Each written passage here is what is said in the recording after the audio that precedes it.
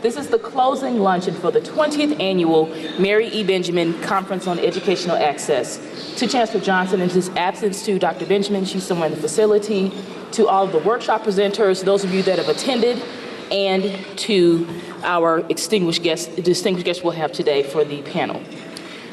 We will proceed with the program as printed with one change. Mr. Marquise Carter will deliver the reflective moment. My name is Marquise Carter, and I serve as the Executive Director for the Student Government Association. Our reflection for today's closing luncheon is taken from Walk Tall Affirmations for People of Color by Carlin Bryce. Courage is not an absence of fear. Courage is working to achieve our goals in spite of fears. As long as we are growing and learning, we will continually be faced with challenges. Each new situation will bring opportunity and probably a little fear. Will we succeed? Will we be able to cope? What will happen to us if we fail? What we think about, we give power to. So let's stop concentrating on fearful thoughts and give energy to motivating ideas. We can remind ourselves how we mastered a similar difficult situation. We can remember a time when we thought all was lost, yet we survived. We can encourage ourselves with affirmations and turn to others for support. We also can focus on opportunities for learning in every situation. If we are aware and willing, we can learn even from failure or tragedy. No matter what we are afraid of, we can handle it. We are never alone. The spirits of our ancestors always walk with us. With courage, we can face our fears. Though I may be afraid, I face life head on today. I know I can cope with whatever life dishes out. Continue to enjoy your lunch. Thank you. Now we will prepare for the panel showcasing outcomes of models that work in Arkansas. The graduates speak. Even the mistress of ceremonies, your presiding officer, is a product of this institution. I graduated from the University of Arkansas at Pine Bluff in 2003, and I have not regretted my decision. I have been cultivated even while an employee at this institution, and I am very thankful for the opportunity. Dr. Linda Okura will be accompanied by our panelists, Mr. Aaron Glass, Mr. Randall Walker, Mr. Joseph Rafus, Ms. Kaisha Ward, and Ms. Elise Redding. I trust that you've enjoyed some very valuable information while your day and a half here during the Educational Access Conference, and hope that you will take the information with you. Everything that you've learned, everything that you've understood or maybe misunderstood. Because there were some topics, some workshops that were called than you may know. It's easier than you may think. So hopefully you've learned some information and heard some things that will help you to become better teachers, better educators, better administrators. I will recede the stage and welcome Dr. Okura and the panelists. I am Linda Okura, and I'll be moderating this session. Yesterday at the opening session, the Chancellor asked that participants identify, scrutinize, and place emphasis on those models that work for your schools. I trust now, towards the end of the 20th Annual Educational Access Conference, that you have heard and learned from practitioners of models that work. We finish up today with reflections from students and graduates of programs that have worked for them. These 5 students have been personally involved and benefited from some of the very efforts that have been highlighted at this conference that strengthen students' academic success. We have on stage 5 students, 4 of whom are graduates, and 1 who is a current homeschooled senior. They've been asked to describe their program involvement and to reflect on the impact that program had on their lives then and now. As these students and professionals speak, we are to be reminded that their successes are the very outcomes of the models that work in Arkansas. The students will each present in the order in which they appear on the program. There will be a question and answer session following their presentations. Please, during the question and answer session, try to direct your question to one of the individuals if it's possible. So we will start, as I've said, as they appear on the program. Mr. Aaron Glass was part of the STEM program here at UAPB. He's graduated in 2010. Mr. Glass. My name is Aaron Glass, and I'm a graduate student here at the university in the STEM department with a concentration in biology. I've been asked to touch on the topic of how the STEM program has helped me move forward professionally. It has helped me, especially in the Department of Biology. Working in the labs, you're always not provided with what the best of what you need, but we've always been able to make the best of what we have. And that sort of resourcefulness has stuck with me moving forward in the field of teaching. Because as a teacher, you need to be able to make the best of what you have, even though you may not always have what you need. So if I could take anything from my experience with the STEM department, it's that feeling of resourcefulness. I've also been asked to speak on a program that I run in the summer called Freedom School. It's a program that it's a summer literacy program that I serve as site coordinator for, where we bring in our children during the summer to help them with summer retention loss. And don't get it misunderstood. It's not a reading program. It's a literacy program. We're not teaching the children to read. We're teaching them we're trying to instill in them a want to read. And I have some of my children here with me today from the Marlboro Elaine School District. You've all seen them walking around. There they are in the crowd today.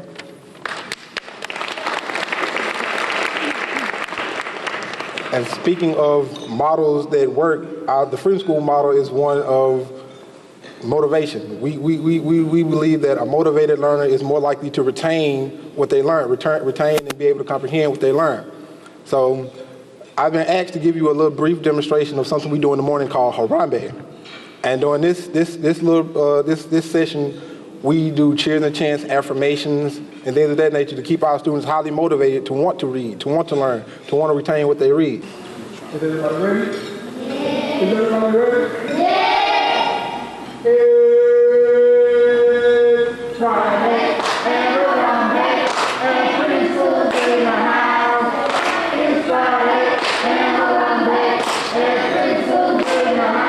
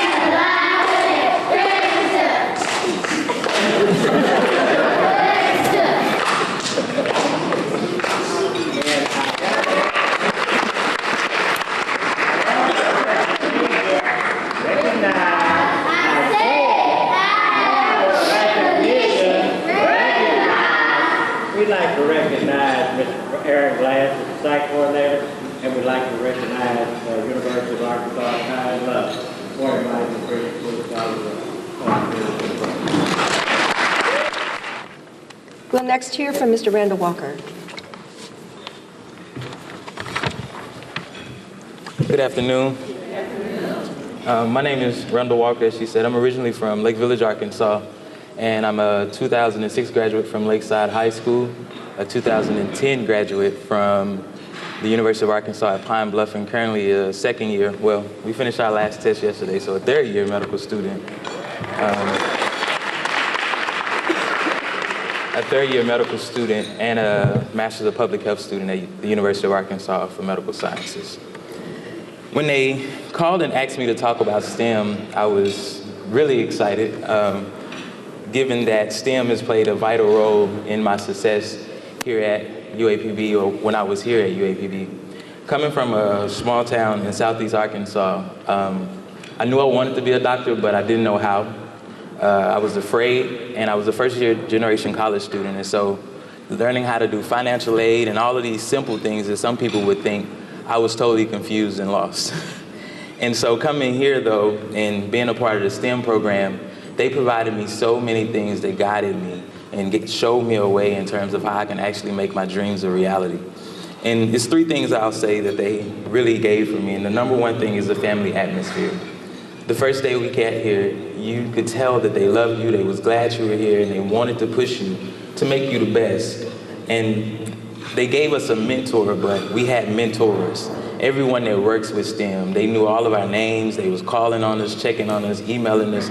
They still even check on us today. I was talking to Dr. Buckner today, and she said, well, you're the only one I hadn't heard from. So the thing about them is that they make sure that we know we're loved and that they believe in us. And I think that's the number one thing for any child or any individual to be successful, is to know that someone else believes in them. And STEM definitely provided that for us. They also provided tons of network opportunities. Every week it was someone coming to speak to us about internships, job opportunities, career paths, things that we could do. And it was just an exposure. I was interested in medicine, but I was exposed to so many things in engineering and mathematics and all the other areas. And even for me personally, one of the students who were a year above me, my first year, told me, well, you should apply for this internship. I was like, well, I'm a freshman. I don't know. I don't really have a GPA. I don't have a resume. I don't have any of that. She was like, well, we'll help you with that. You apply for the program. And I got into the Howard Summer Medical Dental Education program at Howard University College of Medicine. And that was my first time flying. That was my first time leaving home by myself. And it was all because of STEM and because of the people in STEM who cared. And that's when I knew that I had made the right decision to become a part of STEM when I came to UAPB. And then the next year I went to the University of North Texas Health Science Center. And then I went to the University of Louisville. Every summer I had an internship to be exposed to other things. And that was another aspect of STEM, is they made sure we was exposed. We was exposed to tons of things. And so from the simplest things to resume building and writing personal statements. I remember Dr. Colvin kept saying, make sure y'all write y'all personal statements, send them in to us. We need to look at them, we need to make sure that they're right. And it was those simple things that built the foundation for me when I got ready to apply for medical school, that I was confident in myself because of people steadily pouring into me saying that you can do this, you can make it, just keep pushing.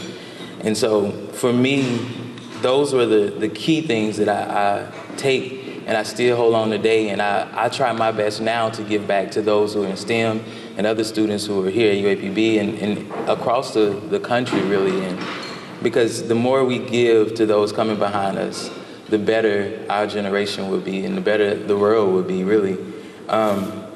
So I guess in closing, I can just say that for me, coming to UAPB was sort of like the garden or the fertilizer, but in reality, STEM was like the gardener.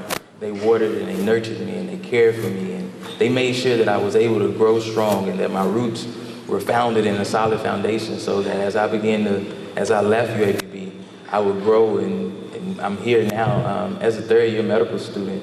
And so it's because of them and other people who have played major parts in my life. So I would just like to thank Dr. Benjamin and Dr. Buckner and Dr. Colin and so many other people here who are today who've played a major part in my life. Just thank you for the opportunity to be a part of STEM. We're going to ask Ms. Elise Redding to come and speak next, as she needs to leave immediately after she has her presentation. At this time, I also want to recognize her mother, Nancy Redding. This is Nancy Redding. Thank you for bringing her. Well, when I was first asked to come and speak to y'all, I was asked to speak on my experience as being a homeschooled student. And to me, that topic is very broad because I've been homeschooled from kindergarten. And so I didn't know quite what I wanted to focus on, but I've decided to focus on the questions that people tend to ask me when they find out that I'm homeschooled. And even though I've been met with tons of different questions, they can all be boiled down to 3 basic questions, which are, what do you do for school? What about extracurricular activities and a social life? And now that I'm a high school senior, I've been asked, do you feel prepared for college? And what I've done for school has changed throughout the years as my needs have changed and the expectations upon me have changed.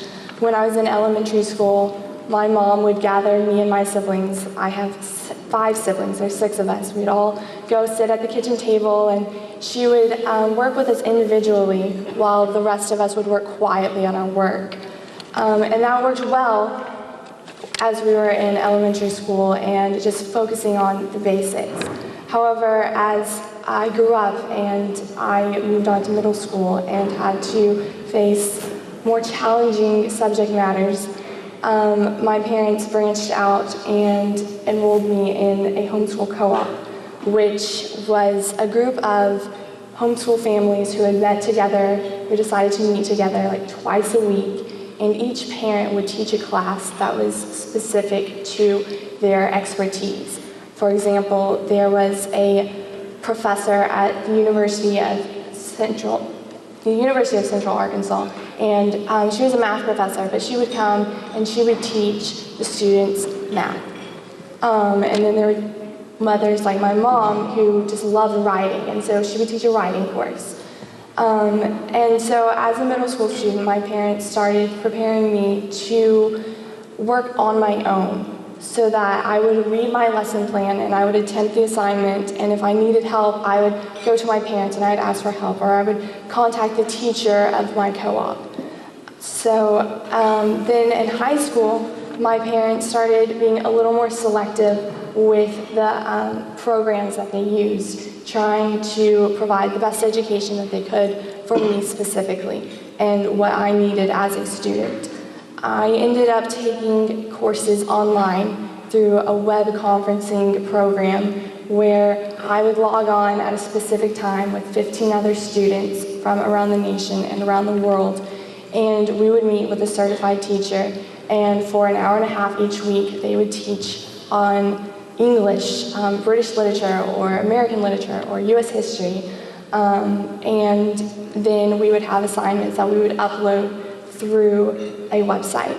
I took courses at a different co-op, which was geared more towards high school students, and this was a group of parents who had gotten together and decided to pool their money to hire local university professors to come in and teach literature classes and foreign language classes and math classes to provide an education that the parents individually could not provide because they didn't have a degree in chemistry or a degree in biology or literature.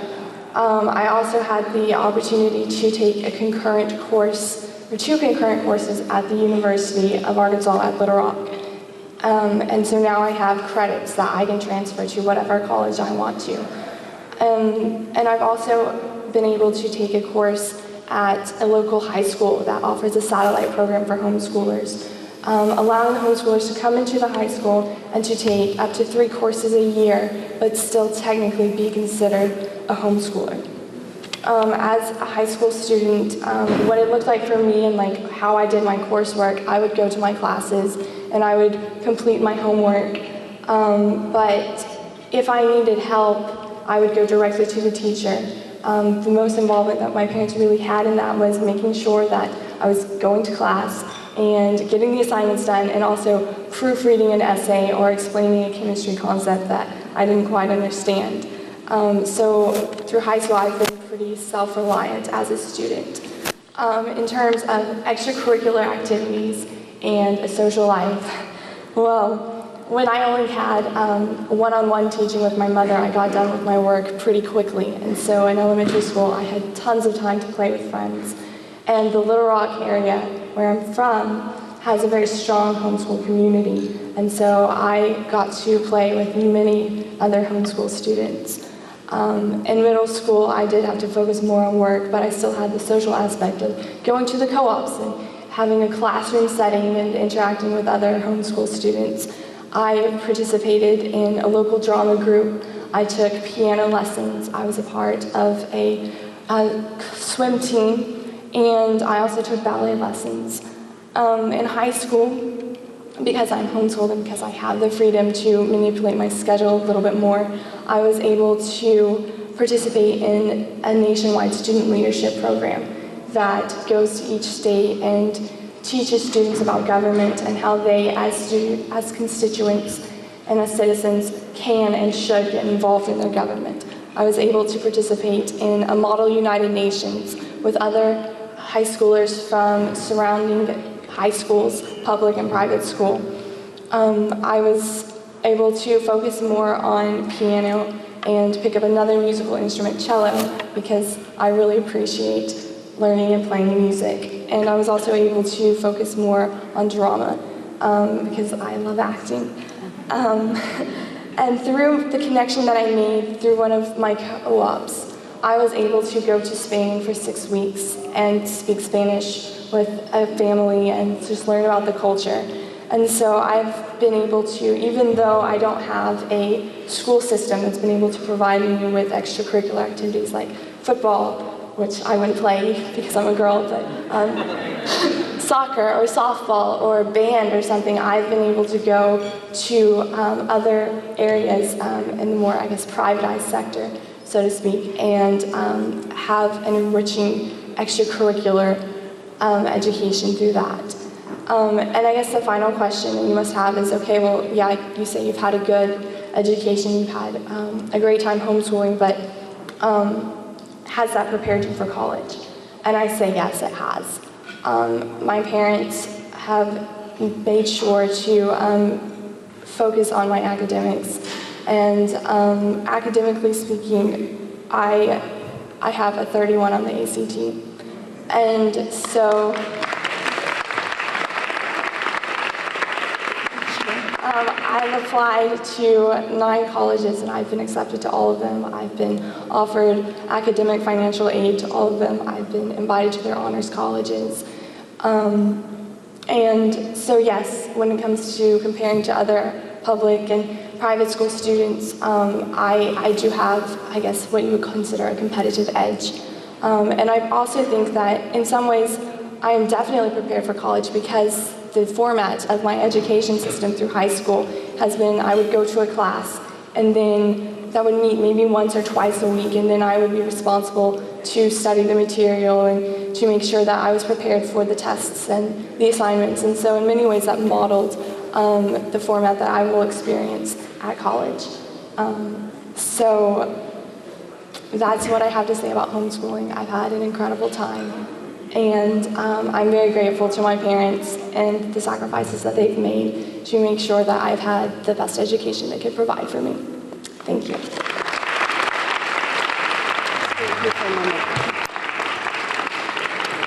Since Elise will need to leave right away, is there any one question for her?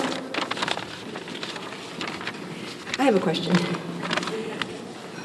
What do you think is the most important part of what you've been through, and how do you imagine it's going to impact you as you move on?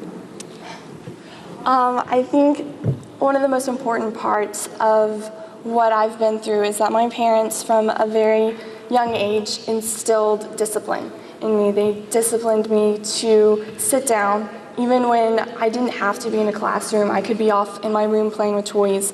They required me to sit down and to do my homework. And so as I went through middle school and through high school, it became expected that I would do my work and I would do the assignments without my parents needing to come behind me and say, have you done this yet? You know, how are you doing?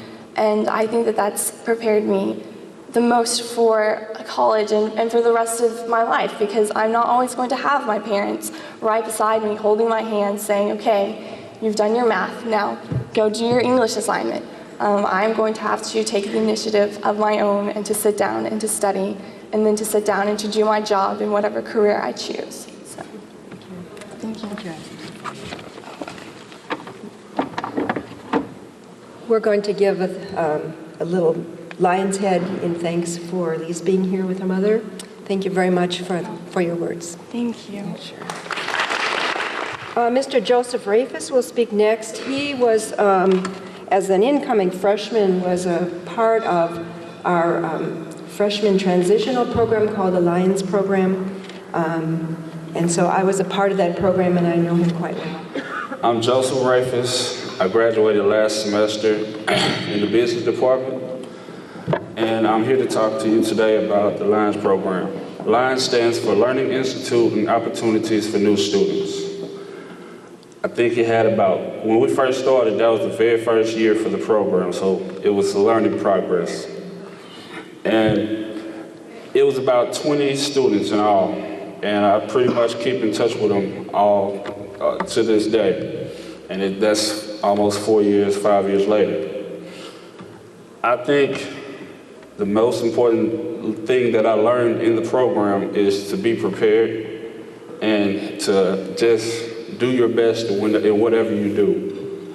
Like, they tried to make sure, because in high school, I was like, hey, I'm just ready to graduate.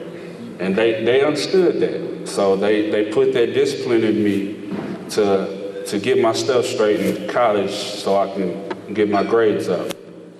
And the bonding that I had with the other students, it's a lifelong friendship.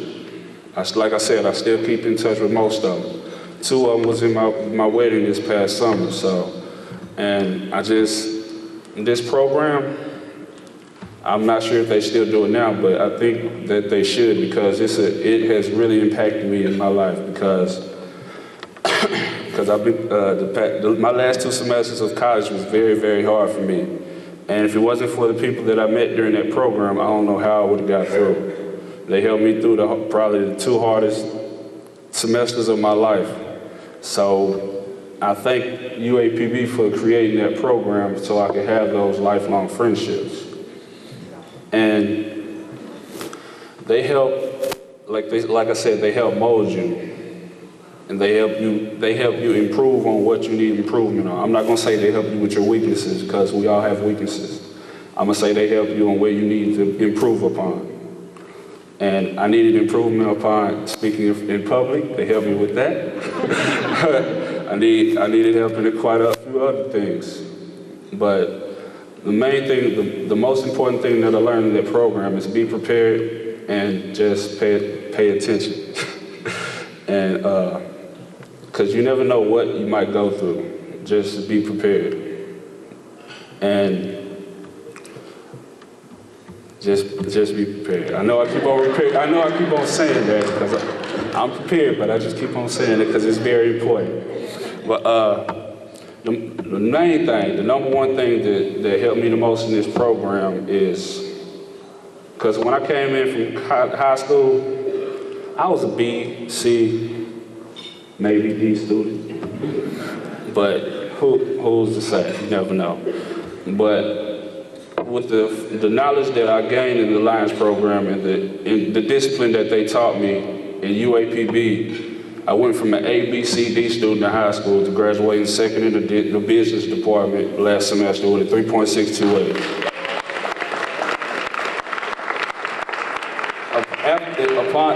Like I said, the last 2 semesters of my college career was very hard because my father passed, I got married and all of that in 1 year.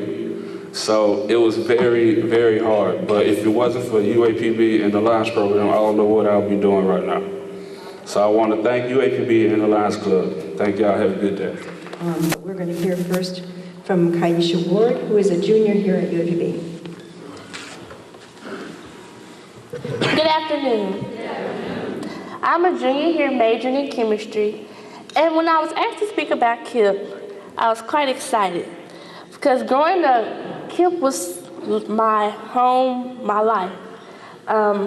My school was founded in 2002, so I was a part of the founding class of my school. And in 5th grade, coming in the first day, I just remember walking into a room with 75 other children, and the first thing that we heard was, we're going to begin climbing the mountain to college. Well, in 5th grade, that had never been brought to me before. I didn't know what that meant. I didn't know what work that was going to take, but we were there, and I had to start. And the first thing that came to my mind when I had to speak, I said, what does KIPP really challenge people to do? And I think that the most important thing that it gave me was I had to think on my own. I had teachers there that encouraged me to do different things, try different things, but they never told us, this is what you have to do. They gave us avenues. This is what you can do. This is what you can't do.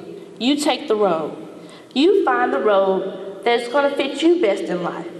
And when I got to college, there were a lot of different avenues I could take. I could party and not go to class, or I could go to class every day. And it was on me to make my own decisions on what I wanted to do and where I wanted to go. I could go into business or agriculture or education. But it was on my decision that I would go into chemistry. And in high school, I remember right before we graduated, we were given an opportunity to come to UAPB and look at the different majors that they had. I always knew that when I made it into high school, I wanted to do something scientific based. Well, when I got to Pine Bluff, people were like, you want to go into chemistry? The hard subjects? You really want chemistry? And I said yes, because it's a challenge. Since I came into KIPP, they gave us challenges. When you faced a challenge, you had to go up against it. There was no turning back. And coming into college, since I've been here, I've been faced with many challenges in chemistry. But through KIPP, they taught me, if you start on the road, you have to finish. And anything that I put my mind to, I was going to be successful. So I think that they taught me how to set goals for myself. And once you set those goals, don't look back into what ifs. Because those what ifs are the things that are going to hold you back in life. So if I could leave you with anything, I would just leave you with, if you have any other goals you want to attempt in life, don't look at your what ifs or maybe I shouldn't have. Because those are the things that are going to keep you from them. And one day, you might actually achieve those goals. Thank you.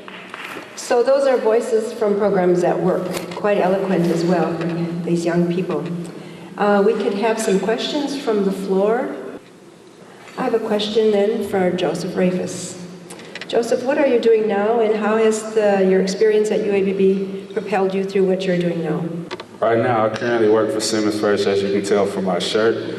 And right now, I'm a financial services representative, also known as a teller. And I've been there for 2 years, and I plan on moving up in the company. And I also plan on starting grad school this fall. And UAPB has, like I said, has prepared me to become the best that I can be. Thank you.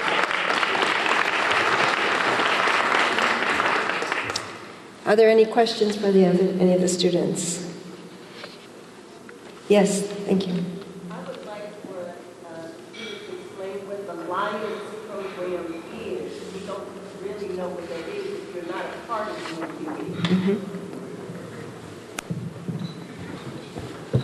The Lions program is Learning Institute and Opportunities for New Students. That basically means when a high school student comes into college, we basically started college that summer to get us used to what college life will be like and to get us on the correct path to what college should be like. Not going to all these parties and stuff, but actually getting your work done and all of that. So it just basically is a program to help a transition from high school to college. Did that answer your question? Okay. Mr. Walker. My question is to Randall Walker.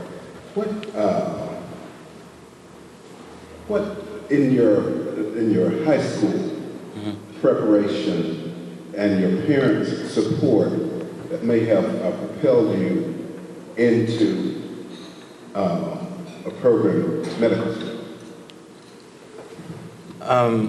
So you're asking what did I gain from high school and especially from your parents? Okay.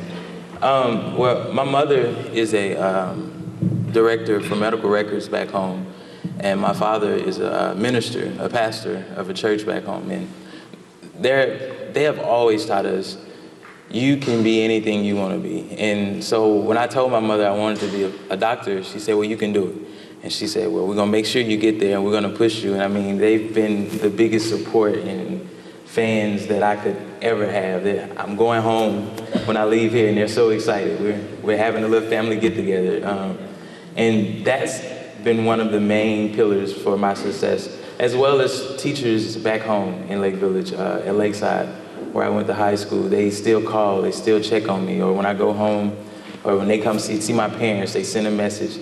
And so the community, Lake Village, is really hard to describe it in words because everybody there is supportive. And not just of me, but of a lot of the students who leave and come out of that community. And so I think just that support and push, anytime you're pushing a person and you're steadily encouraging them, that's that one thing they need that one day that they just decide, I'm not gonna give up. It may be a hard day today, but I'm gonna keep going. And so I think that's what I know that's what's gotten me where I am today. Is that good?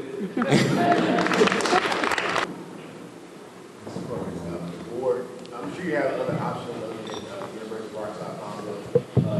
What made you choose to come to UAPB? I wanted to go to a school that was family oriented. And I looked at different colleges, and a big university wasn't for me. I didn't want to be one in the number. And one of my teachers, she actually was my teacher from 6th grade until my 12th grade year.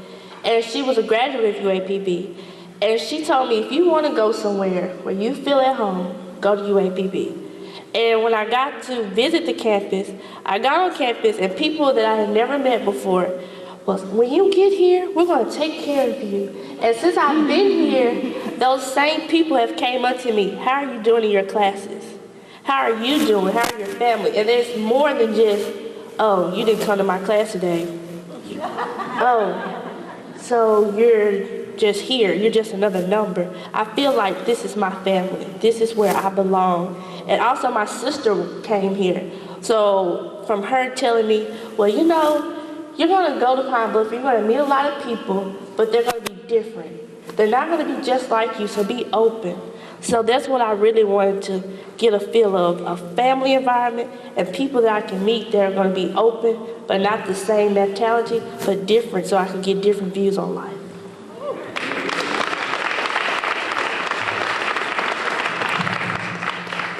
Well, in closing then, oh, another question, I'm sorry, Ms. Vaughn. I would like to ask each of you, do you have a mentor? And if so, what's the relationship like?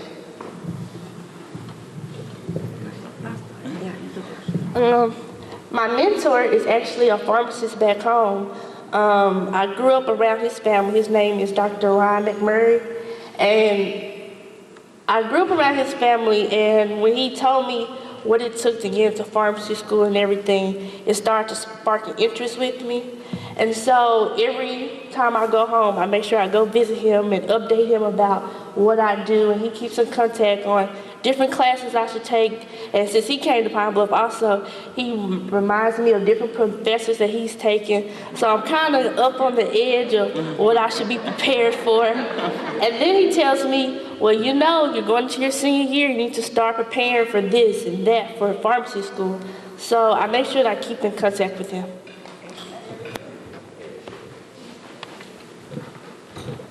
I actually have a professional mentor and a personal mentor. My professional mentor is actually two people, Dr. Chriselle Nash, who is MD and PH at the University of Arkansas for Medical Sciences, as well as Dr. Thomas, who is the Vice Chancellor there.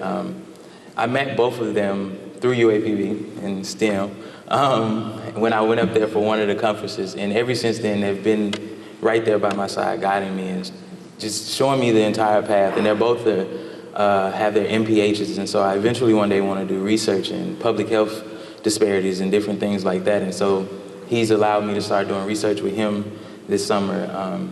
And then my personal mentor was a former employee here, Mr. Michael Washington. And I can't describe in words the magnitude that he's also played in my life and my success. Since day one when I met him, he's been there and he's coached me and he's showed me so many things that I didn't learn in the classroom. His guidance and wisdom is invaluable. And I was talking to him on the way here. We talk almost every day. He checks on us. He calls. He'll come and visit. He was here a couple of weeks last weekend. And so I would definitely say having a mentor is key, is vital. And those are mine.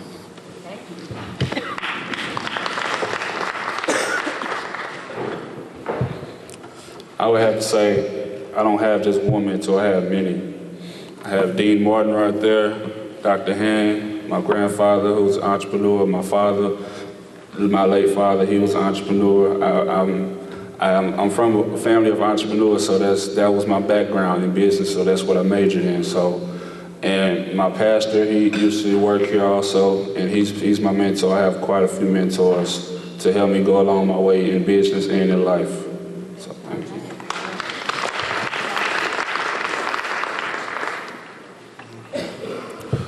As far as mentors go, I can say I have, well, like you said, like Ronald said earlier, I have like professional and personal.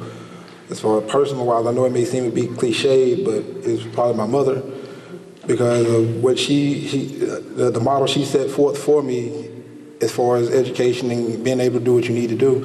Because she took time out to raise us to make sure that all her children were straight before she went back to school and finished her education and got on to where she needs to be in life. So where now she's the executive director under Save the Children in their education department. So, and that does let me know that you may incur obstacles, which I have here at the university, but don't let those obstacles deter you. Like, let them be a lesson for you and moving forward. Just keep a steady state approach to it and then keep moving forward.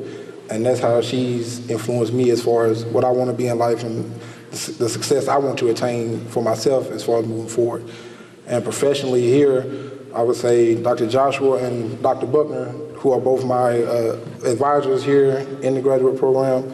They've both been sort of surrogate mothers for me while I've been here. Especially like if I don't check in or they don't hear from me, like, Mr. Glass, I ain't heard from you, why are you checking in? But yes, I'll say both of them, and as far as their levels of success and things they've obtained, that's also added to what I want to be in life, and I thank both of them for that. I'd like to preach to the choir for just a moment, but I think in summary from what we've heard from these young people, it really is what happens outside the classroom that is the most impactful in terms of affecting both their academics and their personal lives. And I say I'm preaching to the choir because we're all in here together. We all do that, and that's what's so important to students.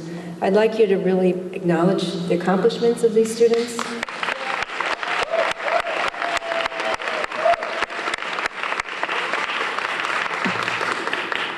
And the university will officially acknowledge their accomplishments. We have a small token of our thanks for their taking time out of their days and for sharing some of their very personal reflections with us. Thank you so much. And it says, the 20th Annual Mary E. Benjamin Educational Access Conference, UAPB. Elise? Kaisha, I'm sorry. Kaisha, thank you. Thank you. Rando, thank you. Mr. Glass. And Joseph.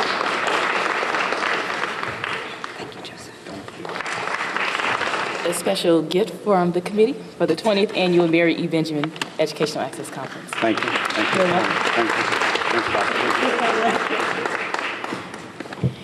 And behind every good conference, there is always a good visionary. We have something very special for Dr. Benjamin.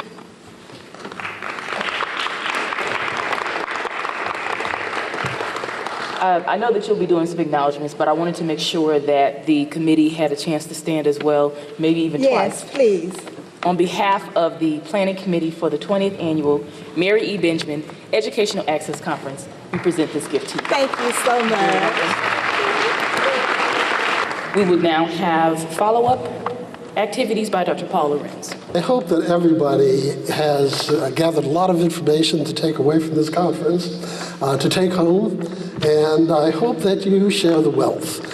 Your sharing the wealth is an important part of this conference's success. And when you do share the wealth, when you share the information you learned with your colleagues, when you try out the techniques you may have seen with, in your classes with your students, that is really what leads to the success of the conference, not simply putting on workshops and bringing in speakers.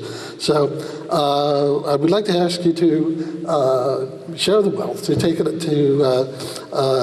take the information that you've gotten, to contact the speakers if you want more information, and spread it around. One of the things we need to do with the conference, you've probably been filling out these forms until you've the happiest thing is that they're each a different color. Okay? But we'll also want to know what you did with the information from the conference. And so within a couple of weeks, I will be sending you an email. That's one of the reasons why we collected all those email addresses. I'm going to be sending you an email, and it will contain a link to SurveyMonkey, where we're going to ask you to fill out another one of these forms, a short one. And it's going to ask about what you did with the information at the conference and give you, after you've had some time to reflect, a chance to make more comments about what we can do to make next year's conference even better. And your comments, I might want to point out, are extremely important to us. One of the comments last year had to do with having too much of a national perspective and not enough of an Arkansas perspective. And you can see how that shifted the whole focus of this particular conference. Other things having to do with food or logistics or the time of year when the conference is, anything that you think will make next year's conference a better conference, we would like to hear from you. And the easiest way to do that is to respond to the survey when you get it in your email. It only takes about 3 or 4 minutes to read the questions. It takes about as long as filling out this one. And you will be getting that again just within 2 or 3 weeks. Thank you. I would be remiss. I've noticed from people that when they do any type of presiding officer duties, there's always some type of quote involved. So I would be remiss if I did not mention this very, very important quote. The end of education is to know God and the laws and purposes of his universe, and to reconcile one's life with these laws. The first aim of a good college is not to teach books, but the meaning and purpose of life. Hard study and learning of books are only a means to this end. We develop power, courage, and determination, and we go out to achieve truth, wisdom, and justice. If we do not come to this, the cost of schooling is wasted. We will now have closing remarks and acknowledgments by Dr. Mary E. Benjamin, the founder of the 20th Annual Mary E. Benjamin Educational Access Conference. Thank you so much, Ms. Arnold, to Chancellor Johnson, Dr. Lorenz, and to each person in this beautiful audience. I stand very briefly to say thank you. Thank you for helping to make this a meaningful, information-filled conference. Your presentations for all of the consultants that came in, all of the panelists, and your very reflective questions all came together to make this the type of activity that the Planning Committee hoped that it would be. I would like to thank the Planning Committee, and you all, we plan every week for about 5 months to put this conference together. They come and they participate, and they do that in addition to a full-time job here at the university. There's no way that I can thank them enough. What I want to say is that you've gotten a lot of knowledge over the last day and a half, And I would like to encourage you to share that information and also to use it. So much is going on in terms of how we are able to transmit education. And a lot of it has been summarized here for you over the last day and a half. All that we ask of you is to join us, to continue to have the passion and commitment that you have shown. And I tell you, I always remain hopeful that we will, in fact, help to increase the pool of students who will graduate from our high schools and colleges ready for a meaningful career and being good citizens in this society and in the universe. So with that said, I want to thank you. Want you to look at your program and know that sometime in April of 2014, we'll be inviting you out again. I hope you will come and bring some additional people with you to take advantage of this opportunity. I wish you Godspeed. And just before you walk out, I asked the Chancellor, you have a remark? He said, no. I said, I'm calling on you anyway, because the Chancellor opened this conference, and I'm going to ask him to close it. Chancellor Johnson. Yes, I expected just that. But also, when she asked me, and between the times she asked me and I said no, I was thinking because I remember I learned some things from my faculty when I was dean. I learned a lot of things, but one thing I guess I learned best was that I always had the attitude that if I tell you what you're supposed to do, you don't worry about me. You're not going to see me anymore. You just do your job. And one day, a good friend of mine, I won't call her name, but you know her, you call her Dr. Joshua, said to me, Chancellor, we know we're doing a good job, but we'd just like to hear from you sometime. So I learned to give them more feedback and to give everybody more feedback. But more importantly, I just want to say to Dr. Benjamin and to the committee and to all of you that helped to make this conference a success, how much I appreciate what you've done and what you do every day. I also want to say to our student teachers that were here earlier, I guess some are still here, to Ms. Nesbitt Walter that sort of do such a great job with those teachers, and to our STEM majors, and to Mr. Glass, while he was talking, I was remembering some of the things he did and how he worked through the process and just said, look at him now. Then Dr. Walker, we call him Dr. Walker from Lake Village, Arkansas. I remember him from many, many years ago. Things just happen, and that's the feedback that we get, and mainly that's what we get from what we get for what we do. When students grow up and we see how they just mushroom and how they develop into professionals as they move forward. So again, without belaboring the point, I just want to say again, thank you for what you're doing. Thank you for your persistence. And Dr. Benjamin, thank you for the 20 years of work that you put into this, because I know for a fact that this started without any funding. And most years now, there's probably no real funding set aside for this. But because of Dr. Benjamin and the people that joined her to make this happen, it all happened. So here we are today. So go about your work and remember what happened at this conference. Remember those models that work and try them and use them. And then when we get back next year, it would be a good testimony to hear from you some of those things that you identified at this conference that now that you're doing that's making a difference. So again, I say thank you.